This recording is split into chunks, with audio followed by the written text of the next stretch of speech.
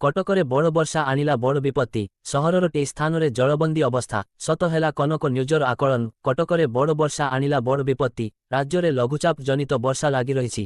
ଏହି ବର୍ଷାରେ କଟକ ସହରର ପୁରା ବେହାଲ। ସହରର ଟି ସ୍ଥାନରେ ଜଳବନ୍ଦୀ ଅବସ୍ଥା ସୃଷ୍ଟି ହୋଇଥିବା ବେଳେ ଜଳ ନିଷ୍କାସନ ପାଇଁ 300 ପମ୍ପ ନିୟୋଜିତ ହୋଇଥିଲା। ସି ପକ୍ଷରୁ 2 ୱାର୍ଡରେ ଶୁଖିଲା ଖାଦ୍ୟ ଯୋଗାଇ ଦିଆଯାଇଛି।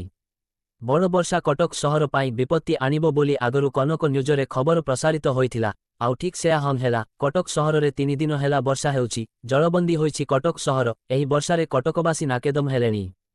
ବିଶେଷକରି ରକ୍ସିଲେ, ନିଜୁ ଆଇସି କଲୋନି, କାଜି ବଜାର, ବାଲୁ ବଜାର, ମହମ୍ମଦିଆ ବଜାର, ରାଉସାପାଟଣା, ମେରିଆ ବଜାର, ଗମାଡ଼ିଆ, ମିଶନ ରୋଡ, ଖଟବିନ୍ ସାହି, ଗଙ୍ଗା ମନ୍ଦିର, ରାଜାବଗିଚା, ମକରାବାଗ, ସୁତାହାଟ, ତୁଳସୀପୁର, ମଙ୍ଗଳାବାଗ, ସିବି, ଚାଉଳିଆଗଞ୍ଜ, ପି, ନୂଆପଡ଼ା ଆଦି ଅଞ୍ଚଳରେ ସ୍ଥିତି ସଙ୍ଗୀନ ହୋଇଛି, ଯାହାକୁ ନେଇ ଅସନ୍ତୋଷ ପ୍ରକାଶ କରିଛନ୍ତି ସହରବାସୀ। ସହରର ବିଭିନ୍ନ ସ୍ଥାନରେ ବର୍ଷା ପାଣି ଦୀର୍ଘ ସମୟ ପର୍ଯ୍ୟନ୍ତ ଜମି ରହିଛି।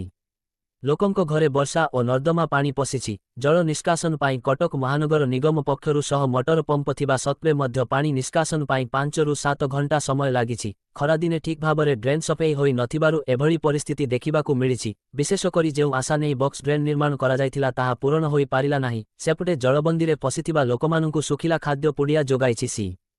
ଆଗାମୀ ଦିନରେ ଅଧିକ ବର୍ଷା ହେଲେ କଟକ ମହାନଗର ନିଗମ କିଭଳି ଭାବେ ଏହାର ମୁକାବିଲା କରୁଛି ତାହା ଦେଖିବାକୁ ବାକି ରହିଲା।